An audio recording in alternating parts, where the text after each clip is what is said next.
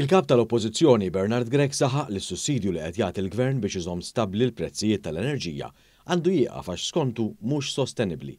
F'diskorsi li għamel fil-Kamra tal-Kummerċ, il-kap tal-Oppożizzjoni tkellem kontra l-għajnuna li qed jagħti l-Gvern lill-familji u lin-negozji biex il-kontijiet tal-enerġija f'Malta baqgħu stabbli u ma għolewx fil-waqt li dawk fil-pajjiżi ġirien fl-Ewropa splodew il fuq.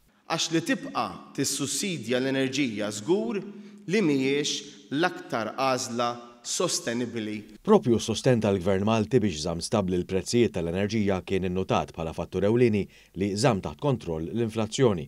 Il-Prim Ministru Robert Abela irreaġixxa għad-dikjarazzjoni tal-kap tal-Oppożizzjoni u riafferma l-politika ta' appoġġ u sosten flimkien ma' direzzjoni favur inċentivi biex l-ekonomija Maltija tagħmel il-qalba ambjentali u diġitali.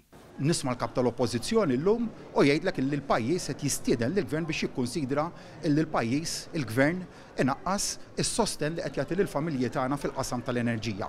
Dik mhijiex se ssir, aħna qatt minna li dik hija d-direzzjoni tajba, dejjem minna illi kruċjali li nibqgħu insostnu tagħna fil-prezzijiet tal-enerġija u l-fuels sakemm huwa meħtieġ, imma parallelment hekk ukoll imbagħad qed insaħħu l-investiment fil-rinnovabbli, inkluż bi proċess li se jkun qed jitnieda biex pajjiżna jkollu installazzjonijiet ta' pannelli solari u ta' wind farms il-barra minn xtutna.